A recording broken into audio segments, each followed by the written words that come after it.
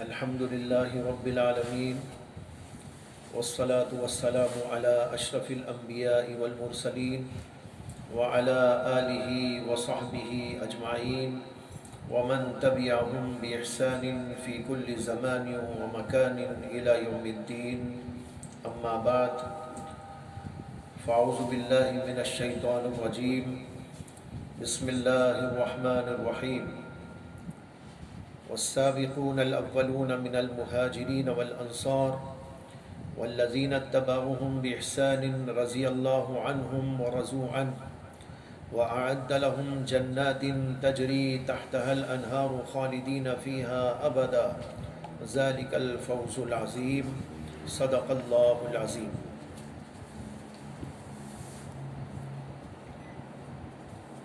محترم حضرات،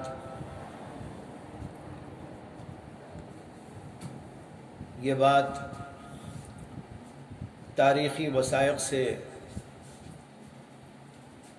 پوری طرح آشکارا ہے کہ اس روئے زمین پر حضرات انبیاء اکرام علیہم الصلاۃ والسلام کے بعد ایمان اور یقین، اطاعت اور بندگی، تقدس و تقوی، اخلاص اور للہیت، دینی حمیت اور دینی خدمت میں حضرات صحابہ رضوان اللہ تعالی علیہم اجمعین سے بڑھ کر کوئی نہیں ہوا. اللہ تعالیٰ نے ان کو اپنے دین کی نصرت اور خدمت کے لیے، دین کی حفاظت اور اشاعت کے لیے، اور دین کی دعوت و تبلیغ کے لیے، اور سب سے بڑی بات یہ کہ اپنے نبی علیہ الصلاۃ والسلام کی صحبت اور معیت اور آپ کی تائید و تقویت کے لیے منتخب فرما لیا تھا. یہ وہ جماعت ہے حضرات صحابہ کی جن کی شان خود قرآن کریم میں اللہ تبارک و تعالیٰ نے ارشاد فرمائی، اور نبی اکرم صلی اللہ علیہ وسلم نے اپنی احادیث مبارکہ کے اندر بڑی وضاحت اور بڑی تفصیل کے ساتھ میں بیان فرمائی. لیکن عجیب بات یہ ہے کہ بعض لوگ حضرات صحابہ کرام رضوان اللہ تعالی علیہم اجمعین کی تنقیص اور توہین اور ان کی گستاخیوں میں لگے رہتے ہیں اور ان کے تقدس سے کھلواڑ کرتے ہیں. ایسے موقع پر ضرورت ہوتی ہے کہ حضرات صحابہ کرام کی وہ شان جو اللہ نے قرآن کریم کے اندر بیان فرمائی اور محمد عربی صلی اللہ علیہ وسلم نے احادیث کے اندر بیان فرمائی، اس کو لوگوں کے سامنے اجاگر کیا جائے. یہ بات ہر کوئی جانتا ہے کہ حضرات صحابہ رضوان اللہ تعالی علیہ اجمعین کی جماعت وہ جماعت ہے جنہوں نے سب سے پہلے اسلام کو قبول کیا اور دین اسلام کی خدمت اور نصرت کے لیے اور اس دین کی دعوت و تبلیغ کے لیے، اس کی اشاعت اور حفاظت کے لیے اپنے تن من دھن کی بازی لگا دی. کوئی دقیقہ فروگزاشت ایسا نہیں کیا کہ جو کہا جائے کہ ان سے بات ہونی تھی اور نہیں ہوئی، بلکہ انہوں نے پوری طرح اللہ کی خوشنودی کے لیے اور اللہ کے نبی علیہ الصلاۃ والسلام کی خوشنودی کے لیے تن من دھن کی بازی لگا دی تھی. اس لیے طبقہ حضرات صحابہ کا تمام کے تمام مسلمانوں میں اور اس امت میں سب سے زیادہ مقدس اور سب سے زیادہ بلند ترین مقام رکھتا ہے. میں نے جو آیت کریمہ ابھی آپ کے سامنے پڑھی ہے، اس میں اللہ تعالیٰ فرماتے ہیں والسابقون الاولون من المہاجرین والانصار والذین اتبعوہم بإحسان رضی اللہ عنہم ورضوا عنہ وأعد لهم جنات تجری تحتها الأنہار خالدین فیہا ابدا ذالک الفوز العظیم۔ اس میں اللہ تعالیٰ کہتے ہیں جو مہاجرین اور انصار میں سے مقدم ہیں اور سابق ہیں اور جنہوں نے نیکی میں ان حضرات کی پیروی کی، یعنی جو اس کے بعد ایمان لائے، اللہ ان سے راضی ہوا اور وہ اللہ سے راضی ہوئے، رضی اللہ عنہم ورضوا عنہ وَأَعَدَّ لَهُمْ جَنَّاتٍ تَجْرِي تَحْتَهَا الْأَنْهَارُ خَالِدِينَ فِيهَا أَبَدًا، اور اللہ نے ان کے لیے ایسی جنتیں تیار کی ہیں کہ اس کے نیچے سے نہریں بہتی ہیں، ان میں یہ لوگ ہمیشہ ہمیشہ کے لیے رہیں گے، اور یہ بہت بڑی کامیابی ہے جو ان حضرات کو حاصل ہو گئی۔ اللہ کی رضا حاصل ہوئی اور اللہ کی رضا کے نتیجے میں جنت کے اندر ہمیشہ ہمیشہ رہنا نصیب ہوا۔ اللہ کہتے ہیں ذالک الفوز العظیم۔ اس آیت کریمہ میں صحابہ کے دو طبقوں کا بیان ہے، السابقون الاولون من المہاجرین والانصار، مہاجر صحابہ میں سے اور انصاری صحابہ میں سے جو لوگ پہلی ایمان لائے، والسابقون الاولون ہے، اور پھر دوسرا نمبر ان لوگوں کا ہے والذین اتبعوہم بإحسان، جو نیکیوں میں ان کے پیچھے ان کی اتباع کرتے ہوئے آ گئے۔ یہ صحابہ کرام کا دوسرا طبقہ ہے جو بعد میں مسلمان ہوا۔ اللہ نے دونوں طبقوں کا اس کے اندر ذکر کیا، اور سب کے لیے اللہ نے یہ تمغہ عطا فرمایا، رضی اللہ عنہم ورضوا عنہ، اللہ ان سے راضی اور وہ اللہ سے راضی۔ کتنا بلند ترین مقام ہے اللہ کی رضا کا جو ان حضرات صحابہ کو حاصل ہوا، اور اس کے علاوہ بھی اللہ نے اس کا ذکر متعدد اور مقامات پر کیا ہے۔ میں نے ان مقامات میں سے ایک مقام کا تذکرہ آپ کے سامنے کیا ہے۔ ایک دوسری آیت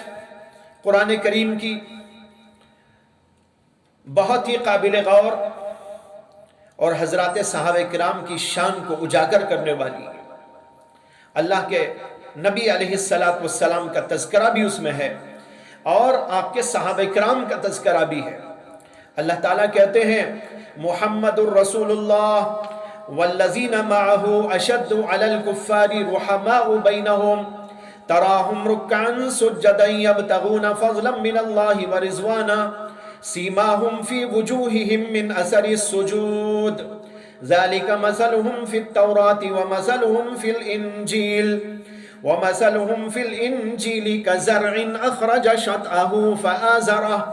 فاستغلظ فاستوى على سوقه يعجب السراء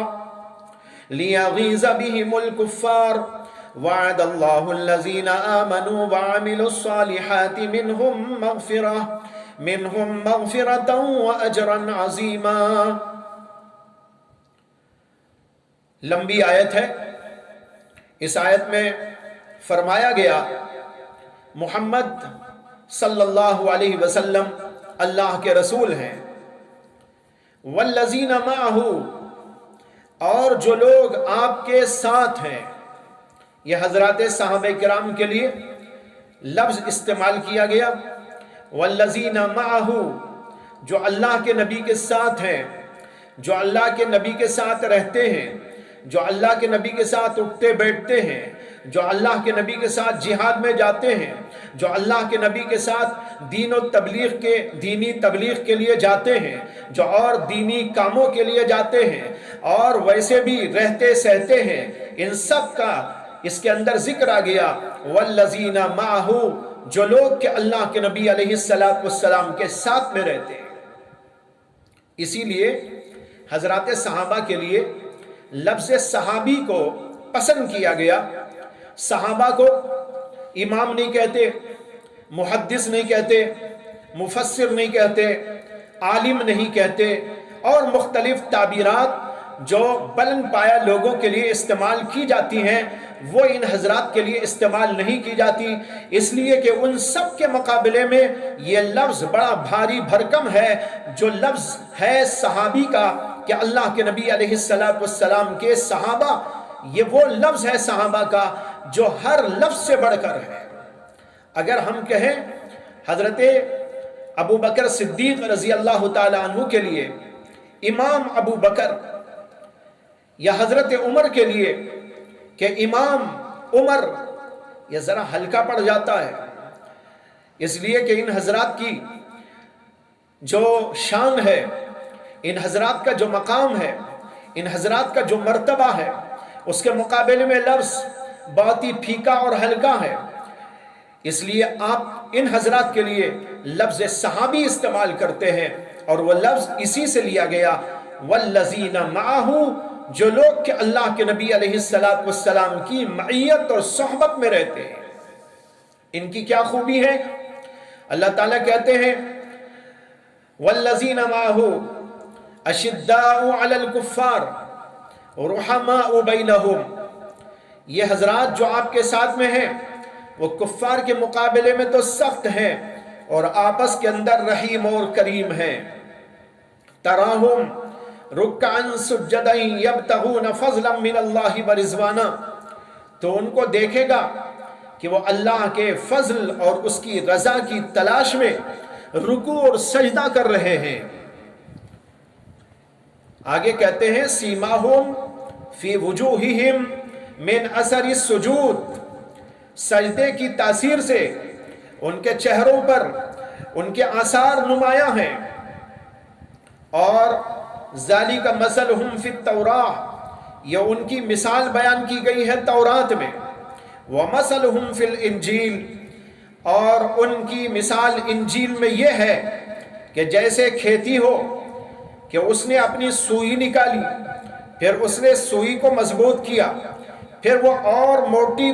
تگڑی ہو گئی، پھر اپنے تنے پہ سیدھی کھڑی ہو گئی کہ کسانوں کو بھلی معلوم ہونے لگی تاکہ کافر لوگ ان سے جلیں۔ عجیب جملہ ہے جو اللہ نے صحابہ کرام کی شان میں اور ان کے مقام میں ارشاد فرمایا کہ ان کی مثال انجیل میں یوں لکھی ہوئی ہے کزرع، جیسے کھیتی ہو، اخرج شطأہ، اور اس کھیتی نے اپنی سوئی باہر نکالی ہو، فآزرہ، اور پھر وہ ذرا مضبوط ہو گئی ہو، فاستغلظا، اور موٹی تگڑی ہو کر یعنی تن و مند ہو کر کھڑی ہو گئی، فاستوى علی سوقہ یوجب الزراع، کھیتی کرنے والے کسانوں کو جب ایک کھیتی یوں تیار ہو کے کھڑی ہو جاتی ہے بڑی بھلی معلوم ہوتی ہے، وہ اس کو دیکھ کر خوش ہو جاتا ہے۔ اسی طرح اللہ کے نبی علیہ السلام نے ایک کھیتی لگائی، حضرات صحابہ کرام کا کھیت بویا، اور یہ کھیت اگتا رہا، اگتا رہا، اگتا رہا، یہاں تک کہ تن و مند ہو کر کھڑا ہو گیا۔ حضرات صحابہ کرام کی یہ پوری جماعت کی جماعت تیار ہو گئی، ان میں ابو بکر صدیق جیسا صدیق بھی ہے، عمر جیسا اس کے اندر فاروق بھی ہے، عثمان جیسا غنی بھی اس کے اندر ہے، علی مرتضیٰ جیسی شخصیت بھی اس کے اندر موجود ہے، اس کے اندر علماء کی جماعت بھی ہے، اس کے اندر مجاہدین کی جماعت بھی ہے، اس کے اندر دینی کارروائیاں کرنے والوں کی جماعت بھی ہے۔ یہ جماعت کو دیکھ کر اللہ کے نبی علیہ السلام اور اللہ خوش ہو گئے۔ یوجب الزراع، اس کھیتی کو لگانے والے کسان لوگ اس کو دیکھ دیکھ کر خوش ہونے لگے۔ یہ لگایا پودا کس نے تھا؟ یہ محمد الرسول اللہ صلی اللہ علیہ وسلم نے لگایا تھا۔ جب یہ کھیتیاں تیار ہو گئی، ان کے اندر یہ صحابہ جن کا ابھی میں نے نام لیا، یہ سب تن و مند ہو کر دینی لحاظ سے اور علمی لحاظ سے، عملی لحاظ سے، تقوی کے لحاظ سے، بزرگی کے لحاظ سے تن و مند ہو کر کھڑے ہو گئے اور دین کو دنیا بھر کے اندر پھیلانے کا بیڑا اٹھایا۔ اس کو دیکھ کر محمد عربی صلی اللہ علیہ وسلم کو خوشی ہو گئی، یوجب الزراع۔ لیکن اگلا جملہ سنیے، اللہ کیا کہتے ہیں؟ لِيَغِيظَ بِهِمُ الْكُفَّارِ، تاکہ کافر لوگ ان کو دیکھ کے جلیں۔ صحابہ کرام کی اس جماعت کو دیکھ کر اللہ خوش ہے، اللہ کے نبی خوش ہیں، لیکن کافروں کو جلن ہو رہی ہے کہ ان کو اتنا مقام کیوں مل گیا، اتنی بلندی کیوں مل گئی، ان کو یہ اعزاز کیوں مل گیا، یہ دنیا کی طاقتیں ان کے زیر قدم کیسے آ گئی، یہ بڑی بڑی طاقتیں ان کے سامنے زیر کیوں ہو گئی۔ جب یہ سارا منظر ان کے سامنے آیا، ان حضرات کی جد و جہد سے، ان حضرات کی محنت سے، تو پھر اس کو دیکھ کر جلنے والے پیدا ہو گئے۔ اور یہ کون لوگ تھے؟ جن کے دلوں کے اندر کفر کا کیڑا تھا، جن کے دلوں کے اندر نفاق کا کیڑا تھا، ان کو جلن ہونے لگی۔ اللہ اس کو کہتے ہیں لیغیظ بہم الکفار۔ آگے کہتے ہیں وعد اللہ الذین آمنوا وعملوا الصالحات منہم مغفرۃ واجرا عظیما۔ اللہ نے ان ایمان والوں اور نیک عمل کرنے والوں سے مغفرت اور اجر عظیم کا وعدہ کیا ہے۔ محترم حضرات، اس آیت کریمہ سے حضرت امام مالک رحمت اللہ علیہ نے ایک عجیب استدلال کیا ہے جو کتابوں کے اندر لکھا ہوا موجود ہے، اور وہ یہ کہ اس میں جو لفظ آیا لیغیظ بہم الکفار، ان حضرات صحابہ کو دیکھ کر کافر لوگ جلیں، اس سے استدلال کیا ہے کہ حضرات صحابہ سے بغض رکھنے والا، حضرات صحابہ کرام پر تنقید کرنے والا، حضرات صحابہ کرام کو برا بھلا کہنے والا، حضرات صحابہ کرام سے جلنے والا، یہ آدمی مومن نہیں ہو سکتا، اس کے اندر کفر کے جراثیم پیدا ہو چکے ہیں۔ اللہ کہتے ہیں لیغیظ بہم الکفار۔ بہت عجیب آیت ہے حضرات صحابہ کرام کی شان میں، اور اس کے اندر کسی کی کوئی تفریق نہ کی، بلکہ تمام صحابہ کرام کے بارے میں فرمایا گیا والذین معہ۔ اس کے اندر ابو بکر صدیق ہیں، حضرت عمر بن خطاب ہیں، حضرت علی مرتضیٰ ہیں، حضرت سیدنا عثمان غنی ہیں، اور اسی کے ساتھ ابو سفیان بھی اس کے اندر موجود ہیں، اور امیر معاویہ بھی اس کے اندر موجود ہیں، اس لیے کہ وہ بھی حضرات صحابہ کرام کی اس فہرست کے اندر داخل ہیں۔ اور والذین معہ کا مصداق ہے، حضرت عبداللہ بن عمرو بن عاص بھی اس کے اندر داخل ہیں، اور لوگ بھی داخل ہیں جو بھی اللہ کے نبی علیہ السلام کے ساتھ موجود تھے، اور انہوں نے اللہ کے نبی علیہ السلام کی اور دین اسلام کی خدمت کی، وہ سب کے سب اس کا مصداق ہیں۔ اس لیے یہ آیت کریمہ تمام کے تمام صحابہ کرام کو شامل ہو گئی۔ یہ دو آیتیں میں نے پیش کی، ان دو آیتوں سے حضرات صحابہ کرام کی بلندی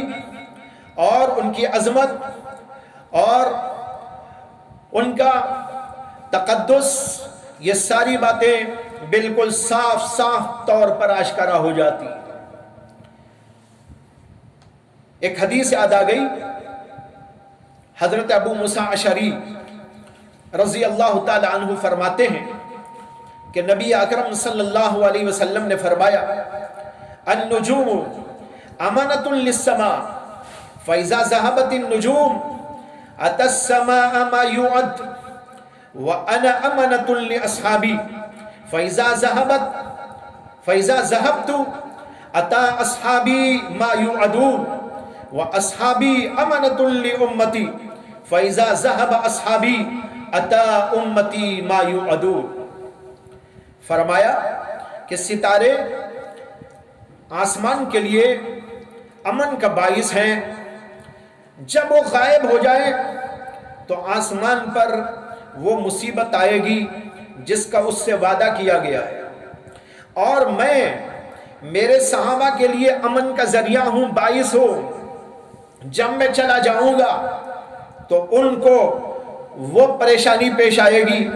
جس کا ان سے وعدہ کیا گیا ہے، اور میرے صحابہ میری امت کے لیے باعث امن ہیں، جب وہ چلے جائیں گے تو امت پر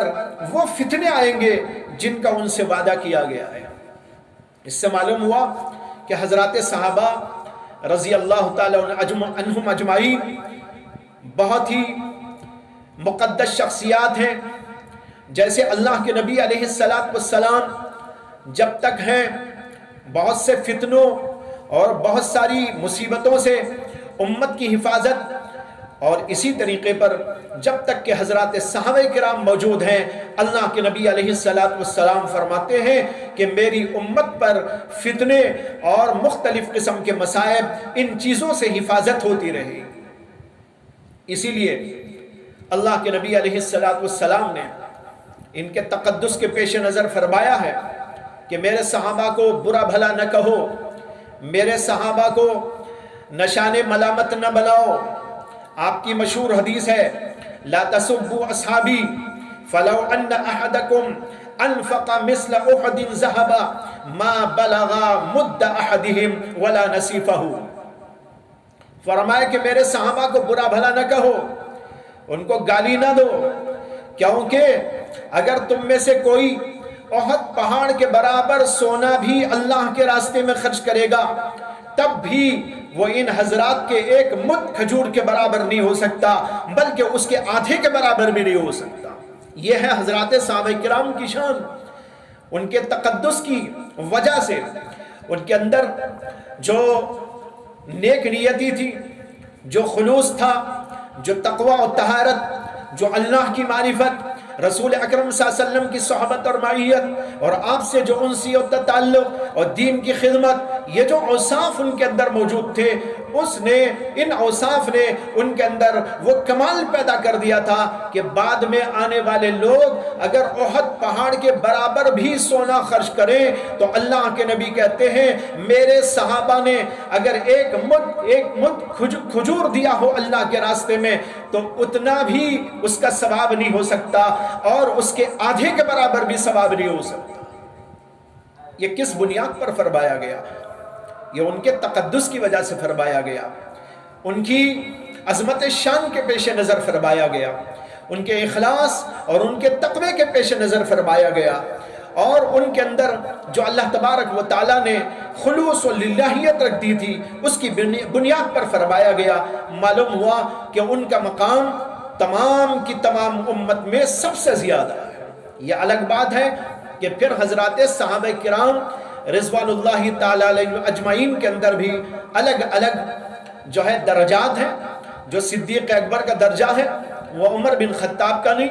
اور جو درجہ عمر بن خطاب کا ہے وہ عثمان کا نہیں، اور جو درجہ کہ ان لوگوں کو حاصل ہے وہ حضرت علی ابن ابی طالب کو نہیں. ان کے اندر درجات کا اور مراتب کا فرق اپنی جگہ پر مسلم، لیکن پوری کے پوری جماعت اپنی جگہ پر تقدس معاب ہے، فضیلت معاب ہے، اور ان کے مقام کو، مرتبے کو کوئی شخص نہیں پہنچ سکتا. یہ واقعہ پڑھا ہے کہ ایک شخص حضرت عبداللہ بن مبارک رحمہ اللہ کی خدمت میں آیا اور اس نے آ کر سوال کیا کہ میرا ایک سوال ہے کہ عمر بن عبدالعزیز اور امیر معاویہ ان دونوں حضرات میں سے کس کا مقام زیادہ ہے؟ حضرت عمر بن عبدالعزیز کو ساری دنیا جانتی ہے کہ ان کا مقام بہت بلند تھا، اور ان کو عمر ثانی کہا جاتا ہے. تقوی میں، طہارت میں، امانت میں، دیانت میں ان کا کوئی جواب نہ تھا ان کے زمانے میں. لیکن ان ساری خصوصیات کے باوجود، ان سارے کمالات کے باوجود وہ صحابی نہیں تھے، وہ صحابہ کے بعد کے دور کے ہیں. پوچھنے والے نے پوچھا کہ عمر بن عبدالعزیز کا مقام زیادہ ہے یا حضرت امیر معاویہ رضی اللہ تعالیٰ عنہ کا؟ تو حضرت عبداللہ بن مبارک رحمت اللہ علیہ کے چہرے پر تغیر آ گیا، اور انہوں نے کہا کیا سوال کرتے ہو؟ بڑا بے ڈھنگا سوال ہے. سن لو اور اچھی طرح سن لو کہ حضرت امیر معاویہ رضی اللہ تعالی عنہ یہ مقام رکھتے ہیں کہ جب وہ اللہ کے نبی علیہ السلام کے ساتھ جہاد میں گئے ہوں گے اور گھوڑے پر سوار ہوں گے اور ان کے گھوڑے کی نکیل ہوگی، اس نکیل میں جو دھول بیٹھی ہوئی ہے اس دھول کے برابر بھی عمر بن عبدالعزیز کا مقام نہیں ہو سکتا۔ صحابی کا مقام تو صحابی کا مقام ہے، اور شرف صحابیت جو ان کو حاصل ہوا، یعنی حضرت امیر معاویہ رضی اللہ تعالیٰ عنہ کو، اس کا کوئی بدل یہاں موجود نہیں ہے۔ اس لیے انہوں نے کہا کہ عمر بن عبدالعزیز کا مقام اس دھول کے برابر بھی نہیں ہو سکتا جو امیر معاویہ کے گھوڑے کی نکیل کے اندر لگی ہوئی۔ یہ ہے حضرات صحابہ کا مقام۔ اسی لیے اللہ کے نبی علیہ السلام نے یہ بات واضح کی، اللہ اللہ فی اصحابی لا تتخذوهم غرضا من بعدی فمن احبهم فبحبی احبهم ومن ابغضهم فببغضی ابغضهم خیر القرون قرنی ثم الذین یلونهم ثم الذین یلونهم۔ خدا سے ڈرو، خدا سے ڈرو، میرے صحابہ کے بارے میں میرے بعد ان کو ہدف ملامت نہ بنانا، کیونکہ جو ان سے محبت کرتا ہے وہ میری محبت کی وجہ سے ان سے محبت کرتا ہے، اور جو ان سے بغض رکھتا ہے وہ دراصل میرے سے بغض کی وجہ سے ان سے بغض رکھتا ہے۔ بڑی سخت بات ہے اس کے اندر۔ اللہ کے نبی علیہ السلام کہتے ہیں جو صحابہ سے محبت کرتا ہے وہ دراصل میری محبت کی وجہ سے ان سے محبت کرتا ہے، اور جو ان سے بغض رکھتا ہے اصل میں وہ میرے سے بغض رکھتا ہے، اس لیے اظہار وہاں پر کرتا ہے۔ اور یہ بھی فرمایا کہ جو ان کو تکلیف پہنچاتا ہے وہ مجھے تکلیف پہنچاتا ہے، اور جو مجھے تکلیف پہنچاتا ہے وہ اللہ کو تکلیف پہنچاتا ہے، اور جو اللہ کو تکلیف پہنچاتا ہے قریب ہے کہ پکڑ لیا جائے۔ معلوم ہوا کہ حضرات صحابہ کی شان بہت بلند ہے، اور ان کو برا بھلا کہنے کی اجازت نہیں ہے، اور ان کے بارے میں لب کشائی کی اجازت نہیں ہے۔ محبت رکھنے کا حکم دیا گیا ہے، اور ان کے بارے میں کوئی بات ایسی ویسی پہنچے تو اس کی تعویل کرنے کا حکم دیا گیا ہے۔ یہاں بہت سے لوگوں کو یہ سوال پیدا ہوتا ہے کہ بعض روایات کے اندر حضرات صحابہ کے بارے میں کچھ باتیں ہم کو ملتی ہیں، عام طور پر یہ تاریخی روایات، تاریخی روایات کا وہ مقام اور مرتبہ نہیں ہے جو حدیث پاک کا مقام اور مرتبہ ہے۔ اس کو یاد رکھنا چاہیے۔ بہت سارے لوگ تاریخی روایات کو درجہ دے دیتے ہیں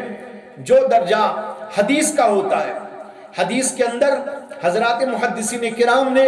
جانچ پڑتال کا جتنا اہتمام کیا، مؤرخین نے اپنی تاریخی روایات کے اندر اتنا اہتمام نہیں کیا ہے، بلکہ بہت ساری تاریخی روایات ایسی ویسی روایات ہیں، اس کے اندر موضوع اور من گھڑت اور جو ہے ویسی داستانیں ہیں جن کا کوئی تک نہیں ہوتا۔ ایسی ساری روایات آپ کو تاریخی ذخیرے کے اندر مل جائیں گی، لیکن ان روایات کو لے کر یہ سمجھنا کہ حضرات صحابہ ایسے تھے اور انہوں نے یہ کر دیا اور یہ کر دیا، یہ بات بالکل جائز نہیں ہے۔ تمام کے تمام اہل سنت والجماعت کے علماء اور ان کے فقہا اور ان کے محدثین اور ان کے مشائخ یہ سب اس بات پر متفق ہیں کہ صحابہ کو برا بھلا کہنے کی اجازت نہیں ہے۔ ملا علی قاری رحمت اللہ علیہ اپنی کتاب شرح فقہ اکبر میں لکھتے ہیں کہ صحابہ کو برا بھلا کہنا اور ان پر تان کرنا اگر ان چیزوں میں سے ہے جو دلائل قطعیہ کے خلاف ہے تو یہ کفر کی بات ہے۔ جیسے کوئی حضرت عائشہ صدیقہ پر تہمت لگائے، اور اگر ایسی باتوں میں سے وہ نہیں جو دلائل قطعیہ کے خلاف ہو تب بھی وہ بدعت اور گناہ کی بات ہے۔ بلکہ میں ایک اور حوالہ آپ کو دوں، امام شمس الدین الذہبی بڑے آدمی گزرے، محدثین میں ان کا جو مقام ہے وہ اہل علم اچھی طرح جانتے ہیں، اسماء الرجال کے بہت بڑے امام مانے جاتے ہیں جنہوں نے اسماء الرجال کے فن پر بے شمار کتابیں لکھی۔ یہ امام شمس الدین الذہبی رحمہ اللہ اپنی کتاب الکبائر کے اندر لکھتے ہیں کہ جو شخص حضرات صحابہ کرام پر تان تشنیع کرتا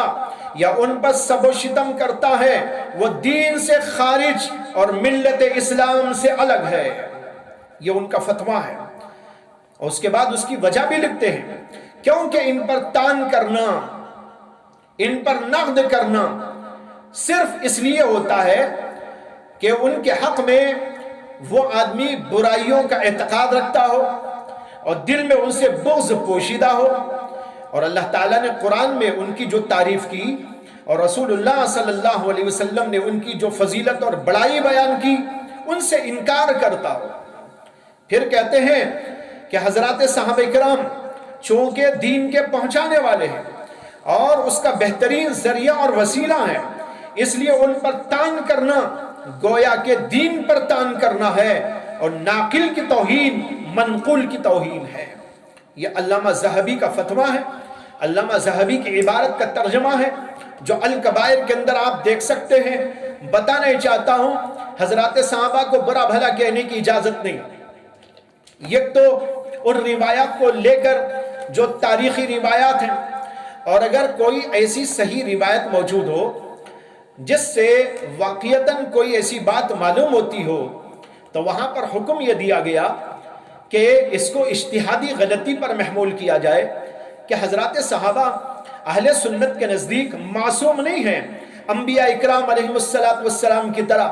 کہ ہم ان کو یہ سمجھتے ہوں کہ وہ معصوم ہیں اور ان سے کوئی گناہ کا صدور ہی نہیں ہو سکتا. نہیں، اہل سنت کا یہ مسلک نہیں ہے. اہل سنت کہتے ہیں حضرات صحابہ سے غلطی ہو سکتی ہے، گناہ ہو سکتا ہے. گناہ جو انہوں نے کیے ان سے انہوں نے توبہ کر لی اور ان کی توبہ کی شہادتیں بھی قرآن و حدیث کے اندر موجود. اور اگر کچھ ان سے ایسے امور سرزد ہوئے ہیں جو اجتہادی قسم کے ہیں تو وہاں تو وہ معذور ہیں. جیسے کہ حضرات صحابہ کے درمیان میں جنگیں ہو گئی، حضرت علی کے درمیان اور حضرت امیر معاویہ کے درمیان، حضرت سیدہ عائشہ صدیقہ اور حضرت علی کے درمیان یہ جو جنگیں ہو گئی، اس کے اندر اہل سنت کا مسلک یہ ہے کہ ان میں دونوں کے دونوں اپنی جگہ پر اپنی نظریے کے مطابق اپنے اجتہاد کے اعتبار سے حق پر ہیں.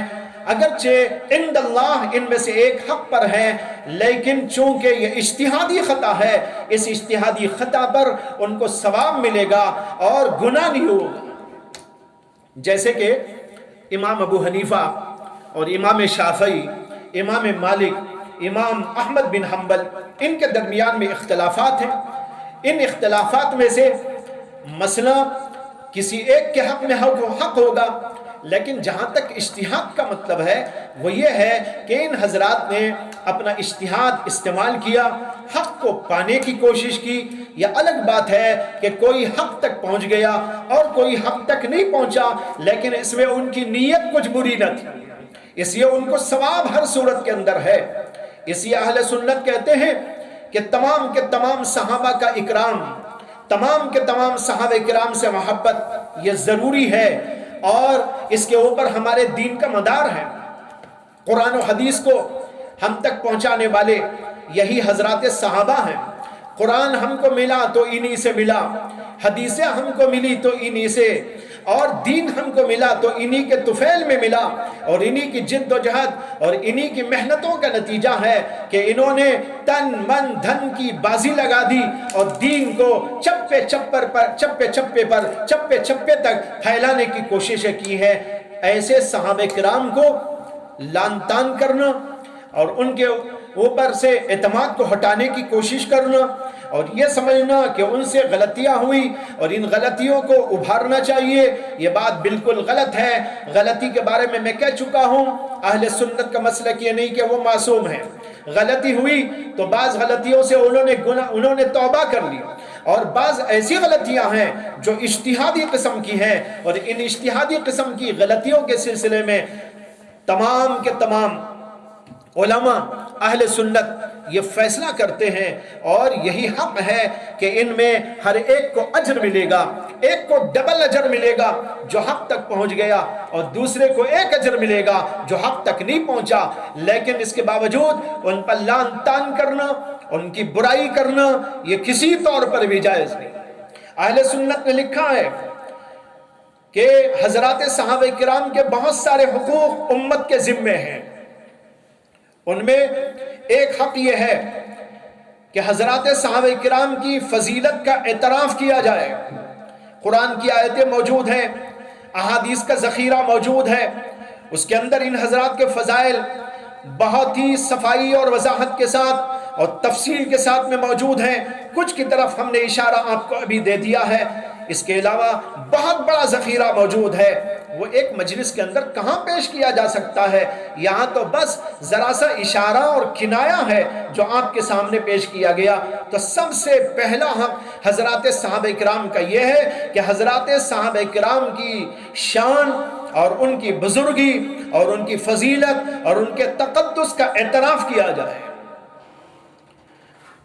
دوسرا حق یہ ہے کہ ان سے محبت رکھی جائے۔ میں نے ابھی آپ کو حدیث پاک سنائی، اللہ اللہ فی اصحابی لا تتخذوہم غرضا من بعدی فمن احبہم فبحبی احبہم۔ اللہ کے نبی کہتے ہیں اللہ سے ڈرو، اللہ سے ڈرو، میرے صحابہ کے بارے میں، ان کے بارے میں کوئی لب کشائی نہ کرنا۔ اور اس کے ساتھ کہتے ہیں من احبہم فبحبی احبہم، جو صحابہ سے محبت رکھتا ہے وہ حقیقت میں میری محبت کی وجہ سے ان سے محبت رکھتا ہے۔ ہمیں اللہ کے نبی محبوب، لہٰذا ہمیں اللہ کے نبی کے محبوب بھی محبوب، ابو بکر صدیق بھی محبوب، اور حضرت امیر معاویہ بھی محبوب، حضرت علی مرتضیٰ بھی محبوب، اور تمام کے تمام وہ صحابہ جن کا اجمالی ذکر ہم جانتے ہیں وہ سب کے سب ہم کو محبوب، اور جن کا تفصیلی ذکر موجود ہے ان سے بھی ہم محبت رکھتے ہیں۔ حضرت حسن سے ہم کو محبت، حضرت فاطمہ سے ہم کو محبت، حضرت علی سے ہم کو محبت، حضرت حسین سے ہم کو محبت، ان کی آل و اولاد سے ہم کو محبت۔ یہ سب کے سب اللہ کے نبی علیہ السلام کے صحابہ اور اللہ کے نبی علیہ السلام سے تعلق رکھنے والے ہیں۔ کوئی خاندانی ہے اور کوئی غیر خاندانی ہے، لیکن جو بھی ہے وہ حضرات صحابہ ہیں۔ اس لیے اہل سنت کہتے ہیں تمام سے محبت رکھو، کسی ایک سے بھی نفرت نہیں، کسی ایک سے بھی بغض نہیں، کسی ایک سے بھی کوئی دل کے اندر داغ و دھبا نہیں۔ تمام صحابہ کرام رضوان اللہ تعالی علیہم اجمعین کے ساتھ محبت رکھی جائے، عقیدت رکھی جائے۔ ہم کو حسین بھی پسند ہے، ہم کو حسن بھی پسند ہے، ہم کو فاطمہ بھی پسند ہے، ہم کو سب کے سب صحابہ پسند ہے، اور ابو بکر صدیق بھی پسند ہے، اور اسی کے ساتھ امیر معاویہ بھی پسند ہے، اس لیے کہ سب کے سب غلام تھے محمد الرسول اللہ کے۔ جو محمد الرسول اللہ کا غلام وہ ہمارے سر کا تاج ہے، لہٰذا ہم اس کو اپنے سروں پہ بٹھائیں گے اور ان کی عظمت شان کے گیت گاتے رہیں گے اور قیامت تک کرتے رہیں گے۔ لہٰذا یہ دوسرا حق کہ ان حضرات سے محبت و عقیدت ہو، اور تیسرا حق یہ بیان کیا گیا ان کی ثنا کی جائے، ان کی تعریف کی جائے، ان کی جو ہے بزرگیاں بیان کی جائے، اور ان کے بارے میں جو اچھائیاں اور خوبیاں اور ان کے محاسن اور ان کے جو ہے مناقب بیان کیے گئے ہیں، ان ساری چیزوں کو واجگاف طور پر لوگوں کے سامنے بیان کیا جائے، ان کا تذکرہ کیا جائے، اور ان کے بارے میں اچھی اچھی باتیں لوگوں کو بتائی جائیں، ان کی خوبیوں اور کمالات کو اجاگر کیا جائے۔ یہ بھی ایک حق ہے، اور امت کو چاہیے کہ ہر دور کے اندر یہ بات کرتے رہیں، تاکہ اللہ کے نبی علیہ السلام کے ان صحابہ کرام کی شان اور ان کے تقدس برابر امت کے اندر نسلاً بعد نسلن قائم رہے، دائم رہے۔ آج بہت سارے لوگ اپنے بچوں کو نہیں بتاتے ابو بکر صدیق کون تھے، عمر بن خطاب کون تھے، حضرات حسنین کون تھے، حضرت فاطمہ الزہرا کیا مقام کی تھی، حضرت عائشہ صدیقہ کا کیا مقام تھا، حضرت خدیجہ الکبریٰ کا کیا مقام تھا، حضرت علی کا کیا مقام تھا، حضرت امیر معاویہ کا کیا مقام تھا۔ ان ساری چیزوں کو اجاگر کرتے رہنا چاہیے، اپنی نسلوں کو ان سے جو ہے روشناس کراتے رہنا چاہیے۔ یہ تیسرا حق۔ چوتھا حق بیان کیا گیا کہ ان کی اقتداء کرو اور ان کی اتباع کرو۔ اللہ کے نبی علیہ السلام نے خاص طور پر حضرات شیخین کے بارے میں فرمایا ہے کہ ان حضرات کی، اور خلفائے راشدین کے بارے میں فرمایا ہے کہ ان حضرات کی اقتداء کی جائے۔ بعض روایتوں کے اندر حضرت ابو بکر اور عمر کا ذکر موجود، اور بعض کے اندر حضرات خلفائے راشدین کا ذکر موجود ہے۔ اور ایک حدیث کے اندر یہ فرمایا اللہ کے نبی علیہ السلام نے اصحابی کالنجوم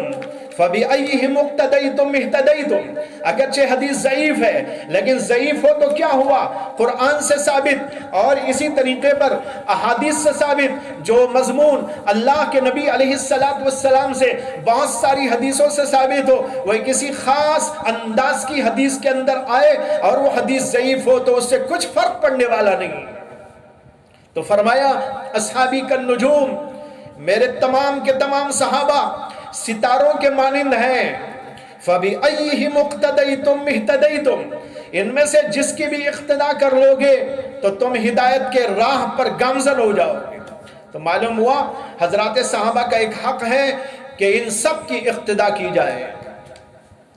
اور پانچواں حق ان حضرات کے حق میں دعا کرنا، استغفار کی دعا